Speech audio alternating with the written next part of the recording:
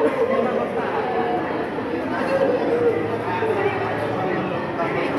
100 kamu. Wes, udah nyontek.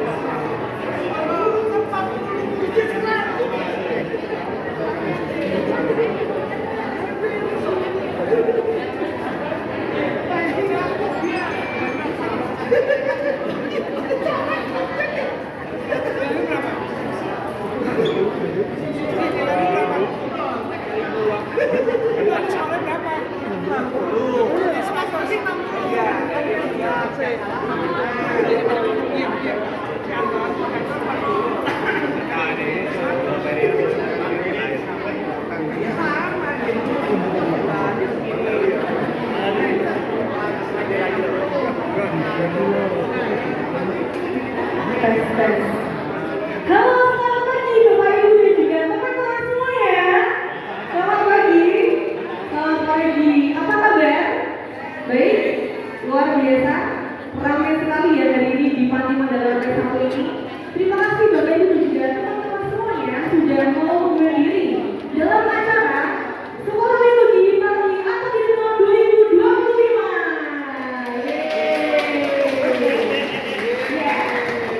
Sebelum mulai acara, saya mau menyapa dulu dari beberapa info dari bidang liturgi dan peribadatan yang hari ini hadir di tempat ini ya Bapak Ibu. Nanti info yang saya sapa, info yang saya sebutkan, silakan dengan ya. Oke. Saya mau menyapa info di sebelah kanan saya ini wanita yang sangat cerah ini ya Bapak Ibu. Sangat mentereng gitu ya. Jadi tata alamat dan wanita. Oke. Untuk tipe tata alamat dan wanita mana suaranya? Mantap, kurang keras tapi ya. Betul dong. Tipe tata alamat dan wanita mana suaranya? Ada 1.000 orang ya di depan sini. Iya, betul. Kemudian ada tipe yang dominan bergerak ini. Ya, yakni dari tipe Prodiyakon.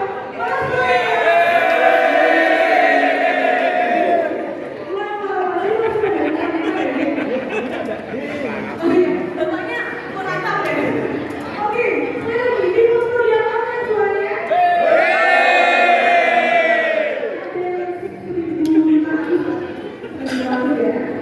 Oke, kemudian ada tipe yang saya belum bergabung.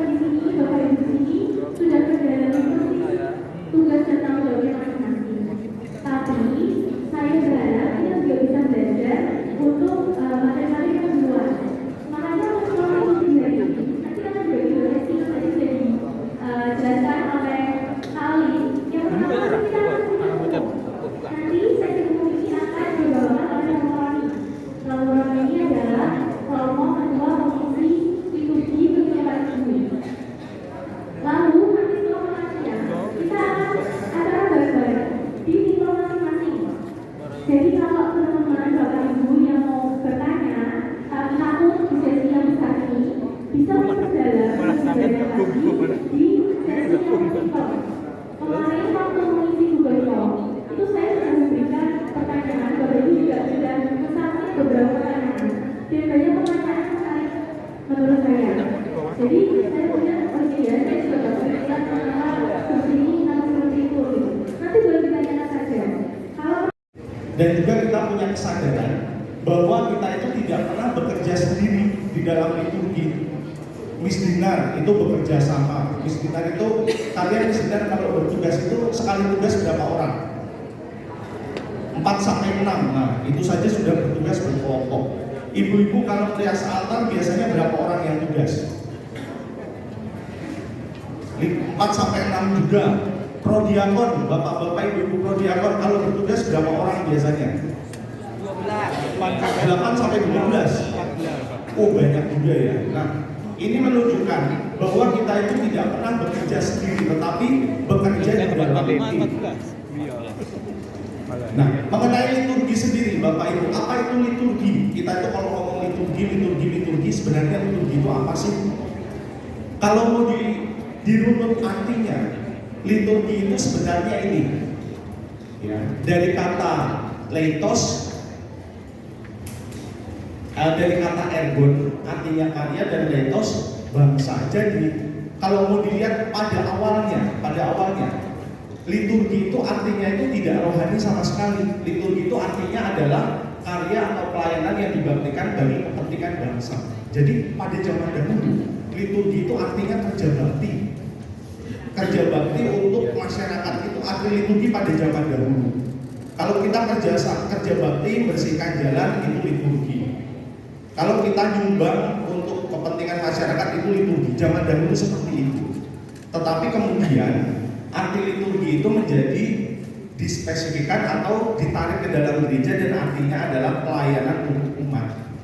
Nah, sekarang arti liturgi apa menurut iman kita? Liturgi itu artinya adalah ini rumusannya mungkin agak mulut-mulut ya. Liturgi adalah perayaan misteri karya keselamatan Allah dalam Yesus Kristus yang dilaksanakan oleh Yesus Kristus Sang Imam Agung bersama gerejanya di dalam ikatan Roh Kudus. Jadi kalau mau dikatakan liturgi itu kepala proyeknya itu adalah Allah. Proyeknya apa? Proyeknya itu adalah keselamatan untuk manusia. Lalu yang melakukan proyeknya siapa? Yang melakukan proyeknya adalah siapa? Yesus Kristus bersama dengan gerejanya. Jadi liturgi itu yang bekerja itu dua pihak, yaitu Yesus Kristus dan gereja. Belum final, inkulturasi kita juga kebanyakan itu belum final, masih di dalam proses. Maka perlu pemaknaan yang tepat. Sekarang masuk ke dalam gambar ini. Ini gambar apa? Gambar bakmi. Bakmi itu sebenarnya aslinya dari mana? Dari Cina, aslinya itu dari Cina.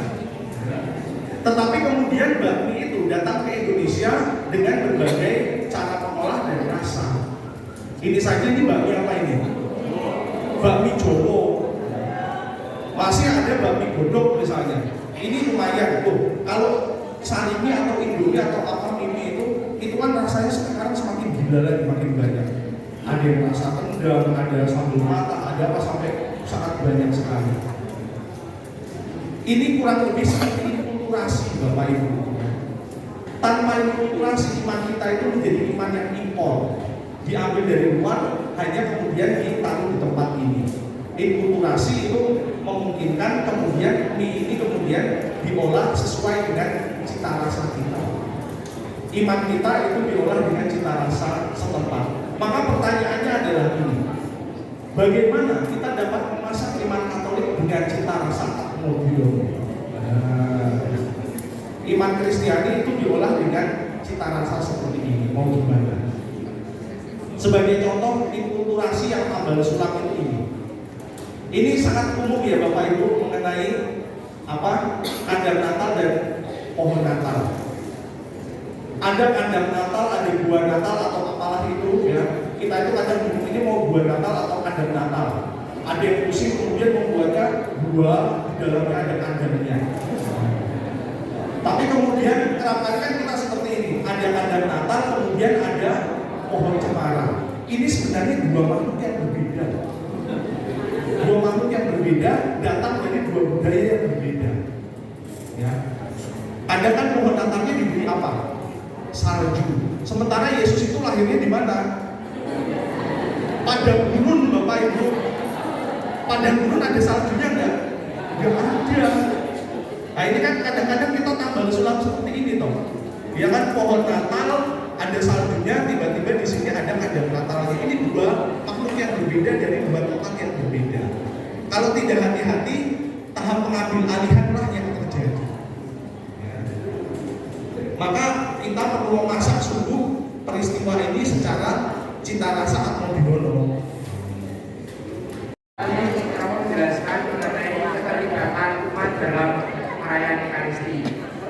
Misalkan dalam perayaan Ekaristi pernikahan, kemudian entah itu pengantinnya, entah itu kelompok paduan suaranya mengambil lagu yang hampir semuanya pakai bahasa Inggris sehingga umatnya domblong, nggak mungkin.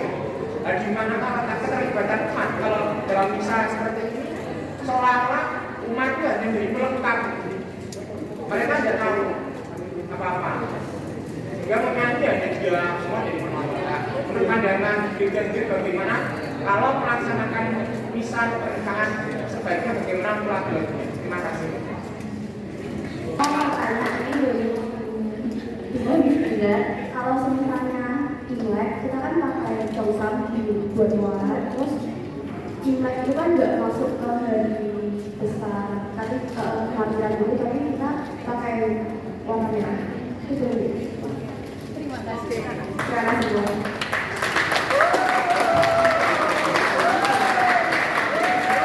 Saya Dian dari kata Alam. Tadi kan Mama menjelaskan kias apa. Kalau mengenai gedung gerejanya, selalu mungkin di tiangnya atau di kursinya itu diberi bunga, itu biasanya itu apa? Boleh. Terima kasih Bu untuk pertanyaannya. Boleh langsung jawab atau dari pertanyaan pertama dari iya. Oke. Terkait apa yang terkait Imlek seperti jeruk dan lain sebagainya, apakah boleh kita beri apa? Baik, ini mengenai Imlek kurang lebih ada dua pertanyaan mengenai dekorasi juga mengenai liturginya. Misa Imlek bagaimana dengan bahan-bahan seperti kue keranjang, buah itu ditaruh di depan Allah, oke, sebagai dekorasi atau sebagai persembahan? Sebagai dekorasi, oke. Kalau saya pribadi tidak masalah, sejauh prinsipnya itu tadi tidak mencuri fokus umat dan juga tidak ditaruh di amplop. Jadi justru itu sungguh menjadi ciri khas yang kemudian membawa umat pada suasana iman yang lebih tinggi. Dulu malah begini Bapak Ibu, ada misa anak, kemudian saya menganjurkan dekorasinya itu bahkan menggunakan boneka-boneka ditaruh di depan altar. Supaya apa? Supaya kemudian di sana ada suasana tertentu ya, yang membentuk rasa syukur yang sesuai dengan mereka yang merayakannya. Tinggal kemudian nanti hal-hal tersebut ini ya tadi seperti tidak mencuri fokus umat, termasuk bukan hal-hal yang bersifat sangat dilematis sekali. Sebagai contoh demikian, pernah ada misa kulturasi budaya waktu zaman saya kandungan, kemudian salah satu kongregasi ya rumah studi di sana itu kemudian mendekorasi altar itu dengan senjata. Jadi ada tombak, kemudian ada golok di situ. Nah ini masih sangat dilematis karena apa? Karena bagi kita senjata itu kan tidak relevan masuk di dalam gereja. Karena apa? Senjata itu kan untuk melindungi diri supaya kita merasa aman. Sementara kalau misa, sumber keselamatan kita satu-satunya itu siapa? Tuhan Yesus. Maka kemudian peran senjata-senjata yang tidak relevan di dalam perayaan Ekaristi. Karena keselamatan kita tidak tergantung pada senjata tersebut, tetapi kemudian pada Yesus sendiri. Ya, jadi perlu sampai pada pemaknaan seperti itu. Ya, maka hal-hal seperti itu sekarang begini, banyak juga para suster itu yang membuka pelatihan ataupun juga menganjurkan bahkan tidak hanya bunga, tetapi misalnya sayur-sayuran, buah-buahan itu juga kemudian menjadi dekorasi.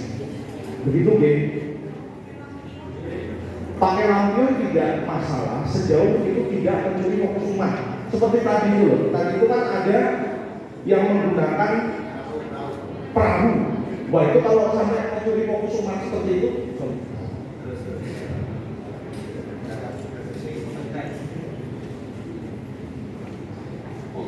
Oh, memang dicari ya. Saya pikir kepencet ini tadi. Nah, kalau seperti ini adalah unsur-unsur budaya sebenarnya. Tetapi saat dipakai terlalu banyak, terlalu over, kemudian jatuhnya adalah mencuri fokus umat. Maka prinsipnya yang pertama itu adalah altar tidak diberi apapun kecuali hal-hal yang menghadirkan Yesus secara sakramental. Satu itu. Lalu yang kedua, dekorasi kita membantu umat untuk berdoa dan tidak mencuri fokus umat, justru tidak memecah konsentrasi umat. Kalau ada perahu seperti ini sangat rawan sekali bahwa umat itu justru malah melihat terlalu tinggi dan tidak melihat perayaan Ekaristi yang ada di sana. Selain begini Bapak Ibu, pusat dari seluruh bangunan gereja itu adalah apa? Altar. Seluruh pusat dari bangunan gereja itu adalah altar. Maka kita pastikan altar itu bisa terlihat dari sisi manapun juga. Nah, sekarang ini mungkin agak berhubungan dengan yang lainnya. Kalau kita atau begini, awalnya begini, sekitar mungkin 10 atau 15 tahun yang lalu itu pernah ada aliran tertentu itu yang meyakini bahwa misa itu tidak boleh dilakukan kalau di tempat itu tidak ada tabernakel. Pernah dengar itu? Pernah ya? Beberapa romo waktu itu meyakini itu bahwa misa itu tidak boleh dilakukan kalau tidak ada tabernakelnya. Sekarang kalau mau dilihat sejarahnya, ya, lebih dulu ada misa daripada tabernakelnya itu. Tabernakel itu muncul karena ada kebutuhan. Hosti yang dikonsekrasi setelah saat misa itu akan dikirim untuk orang sakit. Maka kemudian dipikirkan ini hostinya mau disimpan di mana dulu. Zaman dahulu itu disimpan di rumah pemuka jemaat seperti diakon, imam, dan uskup, ditaruh di tempat tinggal mereka. Tetapi kemudian muncullah tabernakel, sehingga kemudian hosti yang sudah dikonsekrasi itu disimpanlah di dalam tabernakel. Jadi tabernakel itu muncul setelah adanya misa. Jadi kasarannya begini Bapak Ibu, kalau tidak ada tabernakel tapi ada altar, itu kita bisa misa.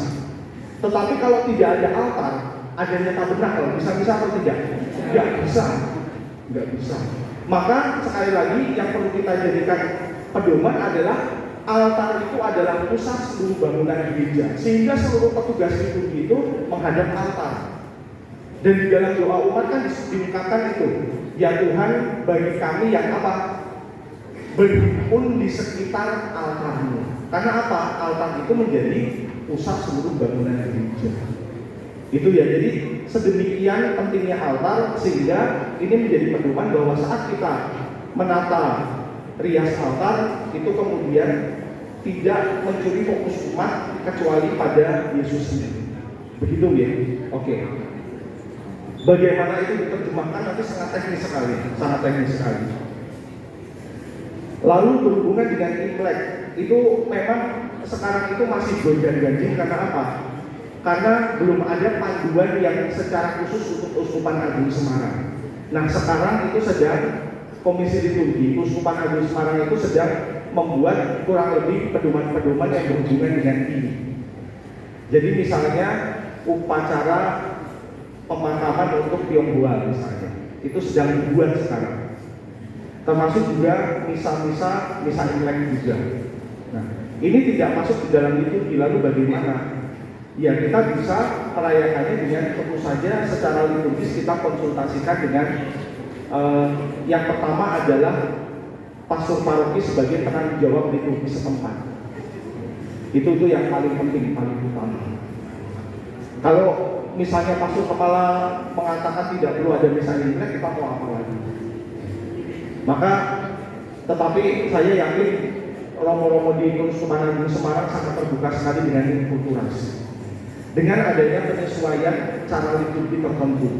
Yang sekarang masih menjadi perdebatan adalah mau pakai warna merah atau warna yang sesuai dengan kalender liturgi. Romo Marco itu kemudian pernah mengatakan bisa menggunakan warna merah. Kalau di ini mau dua ini. Yang menjadi jalan tengah untuk misa Imlek adalah misa Imlek dianggap sebagai misa votif. Misa votif itu adalah misa khusus, sehingga lalu secara tema, secara liturgi bisa diatur secara khusus. Sebagaimana misalnya misa ulang tahun pelindung, pesta pelindung misalnya, itu kan misa votif. Votif itu berarti ya didedikasikan untuk suatu perayaan tertentu, sehingga kemudian bisa diatur berdasarkan itu, lebih longgar. Tetapi sekali lagi silahkan konsultasikan pada romo paroki. Itu lalu mengenai tadi tiang dan pilar boleh dihias atau tidak. Kita itu lebih ketat di dalam rias altar. Tapi kalau misalnya tiang dan pilar itu mau dihias silahkan. Tetapi pedomannya tetap itu, bahwa tidak mencuri fokus umat. Misalnya pilar-pilar seperti ini lalu kita dekorasi dengan pisang satu pandan misalnya. Sana juga pisang, sana pisang. Sepanjang pisang umat itu hanya dari pisang saja bukan. Belum bisa. Atau misalnya sudah merencanakan nanti habis bisa, habis itu mau taksawuf misalnya. Wah, itu kan malah mencuri fokus umat. Maka tetap dekorasi tetap dimungkinkan, tetapi secara proporsional dan tidak mencuri fokus umat, gitu ya. Lalu yang terakhir tadi mengenai keterlibatan umat. Bagaimana misalnya keterlibatan umat di dalam misa-misa, contohnya adalah misa perkawinan dengan lagu-lagu yang mungkin sangat khusus sekali sehingga umat tidak bisa ikut ambil bagian. Tentu saja yang ditekankan di sini adalah liturgi itu perayaan bersama. Perayaan bersama sehingga kita itu melibatkan semakin banyak orang, terutama musik liturgi itu ada yang namanya partisipasi aktuosa. Jadi partisipasi secara sadar dan aktif. Bagaimana dengan lagu-lagu yang sangat asing tersebut? Jelas secara liturgis itu tidak tepat karena tidak bisa melibatkan umat. Maka begini Bapak Ibu, sebenarnya minimal ini paling minimal itu nyanyian pembuka atau nyanyian perarakan masuk dan nyanyian penutup itu bisa dinyanyikan oleh seluruh umat. Itu minimal. Karena apa? Pada bagian itulah nyanyian pembuka atau nyanyian perarakan masuk, umat itu menyatukan hati. Bayangkan kalau di dalam misa sejak awal lagunya itu bahasa Inggris 4 suara, umat tidak paham. Sejak awal umat datang ikut misa itu hatinya itu sudah terpisah, sudah tidak tahu ini lagunya apa, sehingga kemudian hatinya itu tidak bersatu. Bayangkan misalnya nyanyian pembuka atau perarakan masuk itu bisa dinyanyikan oleh seluruh umat, itu betapa agungnya.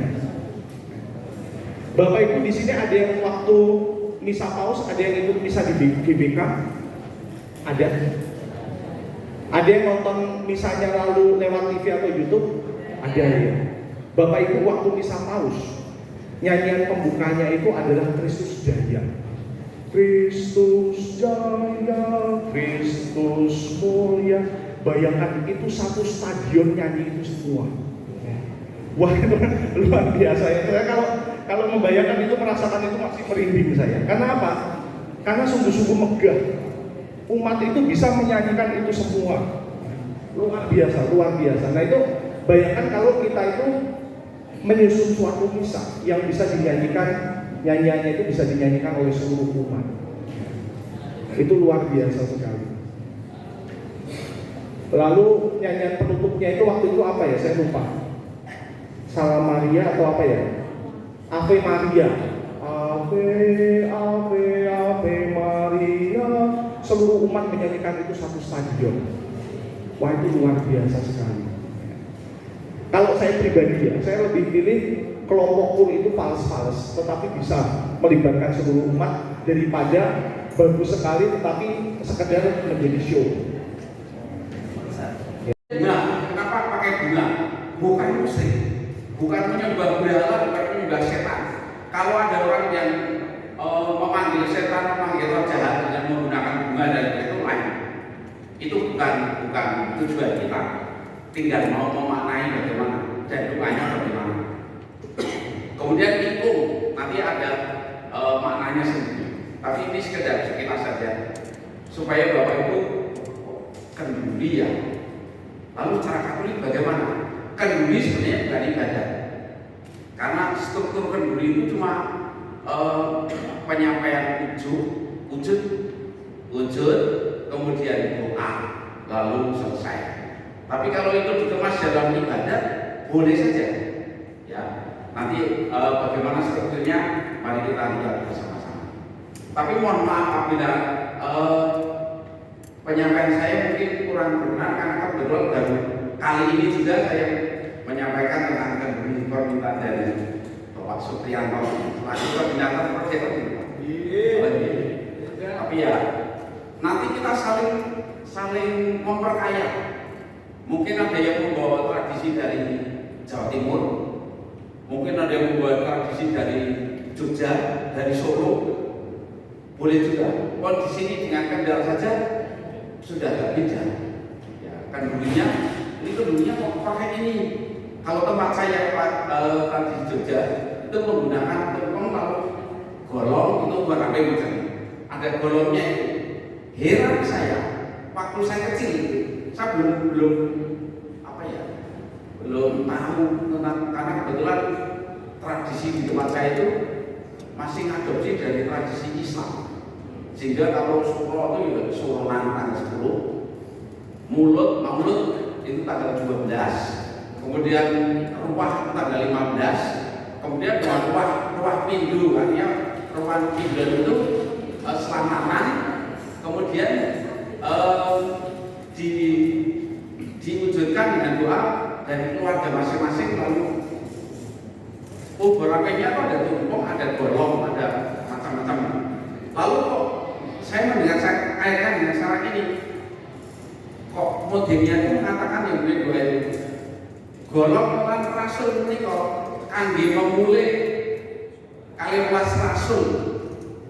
Baru saya sadar kok di sana kok mengatakan begini, padahal 12 rasul itu kan ada dalam Katolik. Nah, ini kan sebenarnya orang Jawa dulu sudah mulai gabung-gabungkan dengan yang ada dalam kitab suci, tapi belum secara eksplisit itu diambil dari kitab suci dan sebagainya. Nah, ini sebagai contoh yang ada. Baik, mari kita lihat dari kenduri atau selamatan itu adalah tradisi Jawa yang memuat berbagai makna. Ini tradisi Jawa atau di Jawa, ya. Dan ini bukan tradisi Islam. Sekali lagi bukan Islam, karena sebelum Islam ada di Indonesia itu sudah ada tradisi ini lebih dulu. Jadi orang-orang dulu dinamisme dan animisme serta kepercayaan orang Jawa dulu sudah memakai selamatan itu lebih dulu sebelum ada Islam. Lalu tempat saya dulu setelah bapak saya masih Islam abangan itu, waktu itu saya waktu kecil itu masih mengikuti tradisional. Lalu yang memimpin ibadat itu adalah orang Muslim. Lalu kata-katanya di akhir itu ada dua secara bahasa Jawa, lalu ada sedikit tambahan Islam itu dengan la ilaha illallah itu, tapi tidak monoton. Kalau di sini kan dari awal sampai akhir bahasanya bahasa Arab, tapi tempat saya bahasanya Jawa gitu. Nah, supaya kita nanti tidak canggung ketika memimpin kenduri di lingkungan, maka kita punya dasar, dan itu menjadi dasar kita ketika mau memberikan mungkin memimpin ibadah, memimpin kenduri yang sebagian bukan orang Katolik, artinya bukan kelompok doa kita, tapi mungkin ada yang Islam dan lain-lain ada di situ. Tidak masalah, maka kita memaknainya dalam kenduri sebagai sarana pewartaan, karena di situ ada bacaan dan sebagainya. Lalu kita sambil mewartakan kabar gembira itu dengan melalui kegiatan kenduri itu. Sebenarnya dalam kenduri itu yang pertama adalah ungkapan rasa syukur pada Tuhan. Setiap orang yang melakukan kenduri atau mengadakan kenduri itu adalah pasti ada wujudnya adalah syukur. Entah anaknya diterima mahasiswa, entah pekerja, entah rasa syukur diterima sebagai pegawai negeri dan sebagainya, itu kan rasa syukur kembali alam. Ya, kemudian yang kedua jelas mempererat tali persaudaraan, mengundang tetangga itu berarti kan mempererat tali persaudaraan. Tetangganya ada yang muslim dan non muslim dan sebagainya, kita kumpul bersama-sama, kita terjalin persaudaraan. Yang ketiga adalah menjaga tradisi leluhur, warisan budaya. Ya, jadi bukan budaya Islam sebenarnya. Islam itu ada baru sekian tahun setelah ada budaya di Indonesia itu ada lebih jauh. Kemudian yang keempat mengambil suatu permohonan jelas. Ketika orang-orang datang itu lalu si punya rumah menyatakan kepada si pemimpin ibadahnya, saya punya wujud gini dan sebagainya disampaikan itu, lalu nanti si pemimpin ibadah itu atau pemimpin doa itu nanti akan menyampaikan itu kan ada permohonan dari sana. Yang ketiga, yang kelima adalah wujud rasa peduli terhadap sesama, peduli pada orang lain. Saya punya rezeki sedikit, saya berikan kepada orang lain di sekitar kita. Ini pengalaman saja. Tidak selalu harus banyak Bapak Ibu kalau mungkin mengukur kemampuan kita. Artinya mengukur, wah saya punyanya sedikit ya sedikit tidak masalah. Yang penting kita juga peduli pada tetangga, pada orang lain yang mungkin membutuhkan. Ini sekedar pengalaman saja. Ketika saya mau mengungkapkan itu, kadang-kadang wah undang misal RT kok orang punya duit artinya tidak cukup. Untuk saya ini, untuk saya pribadi ini bukan ukuran untuk Bapak Ibu. Kalau Bapak Ibu ada, boleh silakan. Kemudian saya cuma membuat bacaan sederhana itu. Karena saya sekarang ini sudah biasa dengan dus itu, lalu saya dus, kemudian saya tuangkan, saya bagikan orang-orang di jalanan itu, entah pemulung, entah orang meminta-minta di jalan itu saya bagikan. Kadang yang buat 7, kadang buat 9, kadang buat pokoknya adanya berapa rezeki kita bagikan. Kalau tetangga itu sudah biasa ya, maka kita bagikan ke orang lain yang tidak pernah bertemu dengan kita. Ini saya. Kalau Bapak Ibu mungkin punya pendapat yang lain, nanti monggo bisa di-share.